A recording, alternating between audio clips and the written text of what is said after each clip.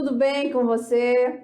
Estamos aqui, eu, professora Pura Moreno, juntamente com a nossa professora amadinha, professora Márcia, para mais uma aula.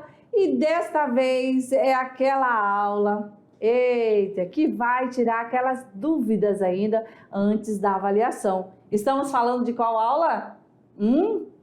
Amadinha, será que eles vão saber qual é? Sim, é a revisão, né, para a recuperação da unidade 2, aula 48. É isso aí. Vamos lá? Vamos então aí, abrindo já a agenda para você, aula 48.1, revisão recuperação, olha aí, ó, da unidade 2, vamos aí rever os conteúdos da aula 25, literatura romantismo, 29, sintaxe, orações subordinadas substantivas, aula 31, sintaxe, as adverbiais no contexto, e aula 38, literatura pré-modernismo na prosa. Começando aqui, amadinho, o romantismo, né? Vamos lá, história social do romantismo em Portugal e no Brasil, gerações românticas em Portugal e no Brasil e autores e obras. Aqui nós temos, né, romantismo em Portugal. O advento do romantismo em Portugal vem apenas confirmar a diluição do arcadismo, certo? Quais são as características do romantismo, né, da primeira, segunda e terceira geração em Portugal?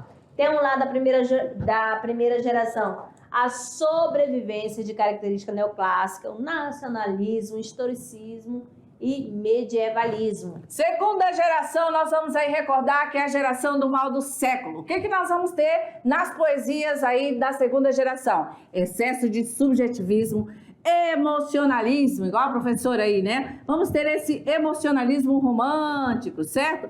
Irracionalismo também, escapismo, fantasia e pessimismo, né? Aquela segunda geração do mal do século, onde nós temos aí os poetas boêmios da noite, em que vão aí trazer esse pessimismo para as poesias. E é claro, para a produção geral aí desse período da segunda geração do modernismo. E a terceira geração? A diluição das características românticas pré-realismo, aquele momento de transição. Ah, beleza. Ok, vamos aí revisar os principais autores aí do modernismo. Primeiro. Modernismo não. Perdão. Né? Nós temos Gonçalves Dias. Deixa eu refazer. Principais autores do romantismo. Pronto. Gonçalves Dias, Álvares de Azevedo, Castro Alves, Joaquim Manuel de Macedo, José de Alencar, Manuel Antônio de Almeida, Bernardo Guimarães, Franklin Távora, Casimiro de Abreu, Machado de Assis. Ok. Assim, nós vamos ver agora as características principais do romantismo no Brasil, certo? Primeiro, nós vamos ter aí uma primeira geração, lembrando que o romantismo tem essas três gerações devido ao gênero, né? Poesia. Então, é exatamente a poesia que chega nesse contexto, nesse período, em que vão ser trabalhados aí, certo? Primeira geração, uns poetas com as suas características próprias e característica específica dessa primeira geração. Assim, a segunda e a terceira, certo? Então, nós vamos ter o romantismo no Brasil, na poesia, primeira geração. Essas poesias, elas vão ter a temática nacionalista, indianista, certo? Vai ter aí também a temática religiosa. Os poetas que se destacam na primeira geração do romantismo no Brasil, Gonçalves Dias e Gonçalves de Magalhães. A segunda geração, marcada pelo mal do século, e aí nós vamos ter totalmente o egocentrismo irritado, vamos ter o pessimismo, a atração pela morte. As poesias vão tratar dessa temática. Os autores principais aí da segunda geração do romantismo no Brasil, Álvares de Azevedo e Casimiro de Abreu. Casimiro de Abreu, Fagundes Varela e Junqueira Freire. Esses são os principais. Temos mais, né? Aqui estamos colocando os principais aí para você. A terceira geração, nós vamos ter essa poesia que tem aí um caráter social, ok? Formada aí exatamente pelo Grupo Condoreiro. E aí nós vamos ter o grande representante dessa terceira geração aqui no nosso país, Castro Alves, que traz aí as poesias tematizando a questão da escravidão, certo? Aí vamos para a aula 29, vamos rever as orações subordinadas substantivas. Vamos lá. Aqui nós temos a questão das orações subordinadas substantivas. O que é isso, amadinha? Aquela oração, olha só, que vai estar focada no substantivo. E esse substantivo, ele pode exercer a função de sujeito, de complemento, tanto complemento verbal quanto complemento nominal, predicativo e apositivo. Quando eu tenho uma oração subordinada substantiva subjetiva, ela vai exercer a função de sujeito. Substantiva objetiva direta, vai ter função de objeto direto. Substantiva objetiva indireta, vai ter a função de objeto indireto. De completiva nominal, é função de complemento nominal. Subordinada substantiva predicativa, vai ter função de predicativo do sujeito. E a subordinada substantiva positiva vai exercer a função de aposto. Veja aqui o seguinte, nós temos aqui, é possível que ela viaje outra vez. O que ela é possível, né? Então, que ela viaje outra vez, está tendo a função de sujeito. Então, por isso que a oração subordinada substantiva subjetiva. Já na segunda oração, nós temos, ela me perguntou o quê? Se ela viajaria outra vez. Essa se ela viajaria outra vez está completando o sentido da oração principal, tá certo? Tá, ele vai ser o complemento verbal. E esse complemento não está vindo com a preposição, então vai ser objetiva direta. Já na terceira oração nós temos necessito. Necessito de quê, amadinho? De que viaje novamente, tá? Então aí eu tenho necessito a oração principal e de que você viaja novamente, vai ser oração subordinada substantiva, objetiva e indireta. Olha aí a preposição. Já a completiva nominal, olha só, vai completar o sentido do nome. Que nome é esse? Está lá na primeira oração, na oração principal. Tenho medo. Medo de quê? De que ela não viaje novamente. E toda oração completiva já sabe que acompanha a preposição, tá certo? E a predicativa do sujeito, ó, vai ter a função de predicativo. Meu medo que ela não viaje outra vez. Lembrando que aí tem a presença do verbo de ligação na primeira oração, tá bom? E logo em seguida vem a oração principal, ou a oração subordinada, beleza? A apositiva vai exercer a função de aposto. Esse era meu receio. Que receio é esse? Que ela não viajasse outra vez. E veja a pontuação nesse caso aí. Temos aí 2 pontos, né? O que vai determinar essa oração. Bora aí, hora de recuperar. Vamos aí, questão 1. Considerei por fim que assim é o amor, a oração destacada tem em relação à oração não destacada. Letra A, valor de adjetivo e função sintática de predicativo do sujeito. B, valor de advérbio e função sintática de adjunta adverbial de modo. C, valor de substantivo e função sintática de objeto direto. D, valor de substantivo e função sintática de sujeito. E valor de adjetivo e função sintática de adjetivo. Então, a oração está, né, iniciando, considerei, veja só, por fim que. Então, aqui nós temos que foi considerado? A oração principal e esta é a sua análise, nesta oração aqui. Então aí, ó, amadinho, você logo lá chegou ao gabarito, que é a letra C. Por quê? Olha só, que considerei o quê? Que assim é o amor. Tá tendo a função de objeto direto. Beleza, e aqui a justificativa, né? Falando para você que exatamente tem essa função de objeto direto. Por quê? Nós temos essa oração sendo substantivada aí, certo? A partir do que, em que nós temos que assim é o amor. Nesse caso, ela é uma objetiva direta, certo? Porque completa o sentido da oração principal, considerei. E sem auxílio da preposição. Belezinha? Muito fácil. Agora as orações subordinadas adverbiais, né? Vamos lá, vai ter a função de advérbio, de adjunto adverbial. Olha só. Bem, falar das adverbiais, né, Amadinho? O nosso estudante ele precisa lembrar das conjunções. Saber que esses conectivos, eles nascem para a língua portuguesa para exatamente dar esse sentido em um contexto geral. E se você vai falar uma causa, tem que dar essa conjunção para usar ter esse contexto, né? Esse elemento coesivo. Olha só, muito bem. Lá na sua produção, na sua redação. De causa, você pode usar o porquê, uma vez que, como, visto que, já que, por quanto. Na consecutiva, que vai dar a ideia de consequência, que, tanto que, tamanho que, tal que. No condicional já diz tudo, condição, né? Se, caso, salvo, contando que, desde que, a menos que. E concessivo, concessão, embora, com quanto, mesmo que, apesar de que, não obstante, se bem que, posto que, em que pese, ainda que. Verdade. A comparativa, você vai usar esse conectivo para fazer comparação. E aí, quais são os conectivos que vão dar essa ideia de comparação? Como, tal qual, feito que, mais que, menos que, tão quanto e outros mais. Temos aí também a conformativa, que vai aí dar ideia de conformidade. Quais são os conectivos? Quais são as conjunções? Conforme, como, segundo, consoante e outros. Esses são os mais utilizados. Temporal vai dar a ideia de tempo.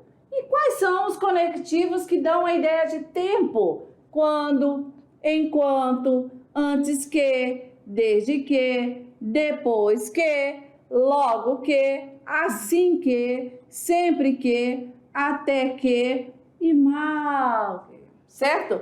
E temos o proporcional, que dá a ideia de proporção.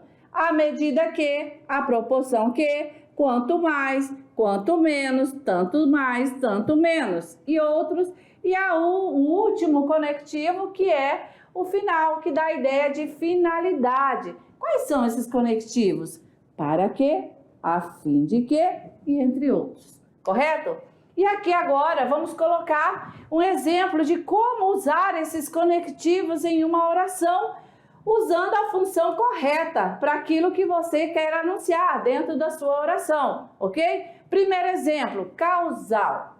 Não viajamos porque estava chovendo. Qual era a causa? Né? A chuva, por estar chovendo. Consecutiva, consequência. Chove tanto que o jogo foi cancelado. Qual foi a consequência? Que foi cancelado o jogo. Condicional, se chover, não sairei. Não sairei, ó, se, a condição se não chover.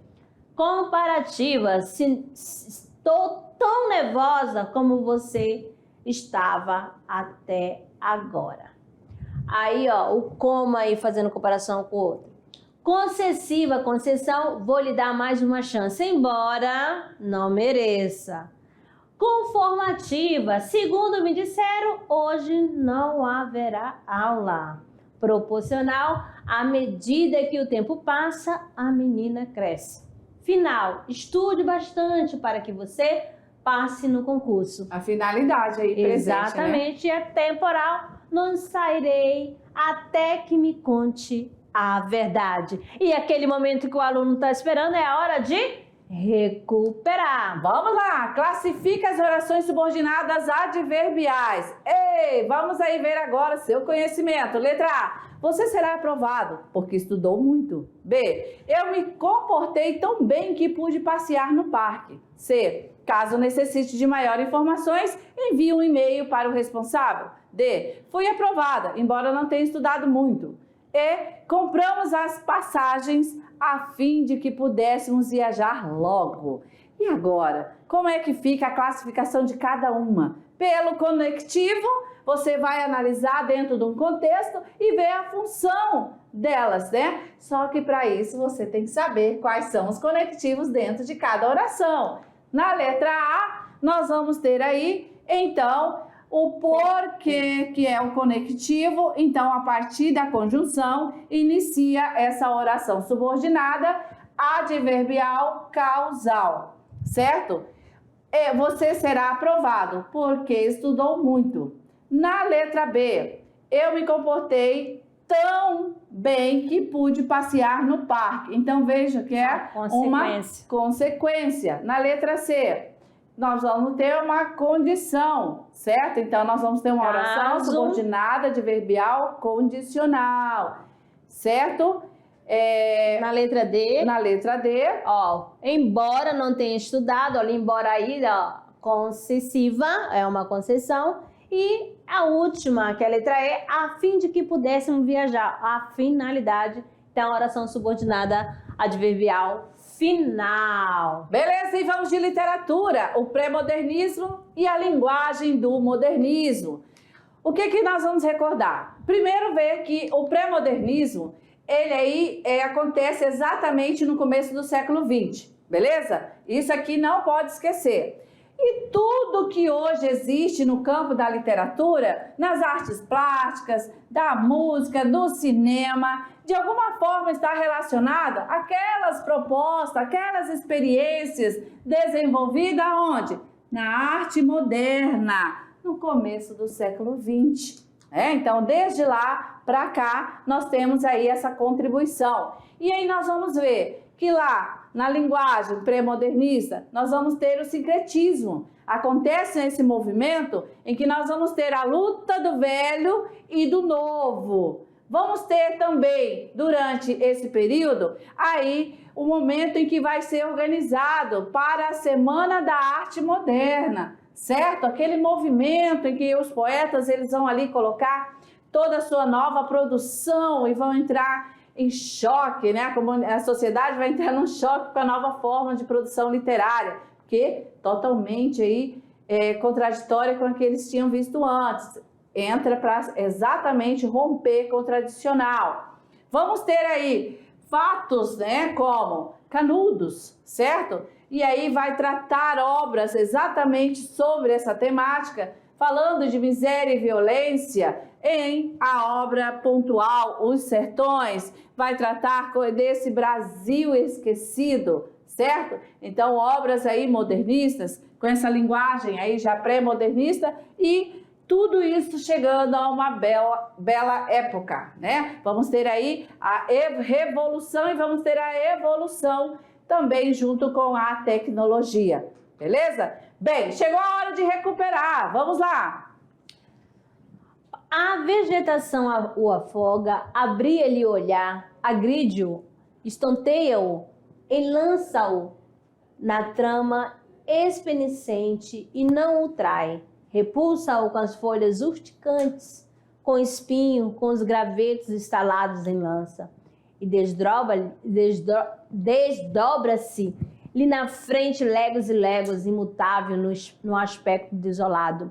Árvores sem folhas de galhos estorcidos e secos, revoltos, entrecruzados, apontados rijamente no espaço, ou estirando-se flexuoso pelo solo, lembrando um bracejar imenso de tortura da flora agonizante. Bem, vamos lá. O trecho acima foi extraído da obra Os Sertões, escrita por Euclides da Cunha. No relato de um dos mais sangrentos episódios da história brasileira. Beleza, o comando da questão. A alternativa que aponta corretamente a relação entre a vegetação descrita acima e o episódio narrado em Os Sertões é: letra A, Caatinga, Guerra de Canudos. B, Cerrado, Guerra de Emboabas. C, Mata de Araucária, Guerra de Contestado. D, Caatinga, Guerra dos Emboabás. E Cerrado, Guerra dos Farrapos. Bem, então nós vamos ver que nessa obra, Os Sertões, você teria que chegar ao gabarito apontando o quê? Corretamente a relação da vegetação que está descrita, né, que vem sendo contada, narrada e também o episódio dos Sertões, certo? E qual seria o seu gabarito? Achou difícil? Então, nós temos aí a letra A, né? A Guerra de Canudos, né? Sempre fazendo essa relação. Belezinha? Vamos lá para a segunda questão, ou melhor, quinta. Ainda sobre a obra Os Sertões, de 1902, de Euclides da Cunha, lembrando que ele foi um escritor pré-modernista, pioneiro ao aproximar a literatura e a história, quando recriou literariamente o sangrento conflito da Guerra de Canudos de 1897. Aí é uma afirmação. Beleza, situou você aí na história? Então vamos lá agora para o exercício. Além de retratar os conflitos ocorridos durante o episódio, o autor atribuiu maior destaque a 3 principais aspectos na sua obra. E aí, caro aluno, se você não lembrar, pela fé, hein? Olha lá, a obra Os Sertões está dividida em 3 partes. Lembrou agora? Nós falamos durante a aula.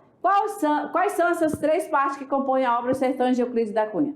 Letra A, escravidão, o povo e a luta. B, a terra, o homem e a luta. C, o povo, a raça e a luta. D, o homem, a luta, a guerra. Ou E, o sertão, o homem, a luta. Vamos lá! Qual é o X da questão? Muito bem, se você marcou a letra B, parabéns, exatamente. Os Sertões, Euclides da Cunha fala sobre a terra, todo esse aspecto ali, né? Em que vê o homem e a luta, as 3 partes da obra, a terra, o homem e a luta. Então o autor ele acreditava que precisava descrever meticulosamente, nos seus mínimos detalhes, os referidos elementos para criar o embasamento científico necessário para os estudos das condições que atribuíram para o conflito de Canudos, né? Ele esteve lá, presente, ok? Então, você estudou, vai gabaritar, beleza? Olha só, estudante, assim nós desejamos aí a você, claro, olha, amadinha, né? Uma boa avaliação. Eu não desejo sorte, porque você é esse estudante da NASA. Você aqui, ó, compreendeu, já consolidou o conhecimento e aí vai respirar, fazer sua avaliação tranquila, analisar os itens e pronto, marcar o X da questão e correr para o abraço. Valeu! Boa avaliação!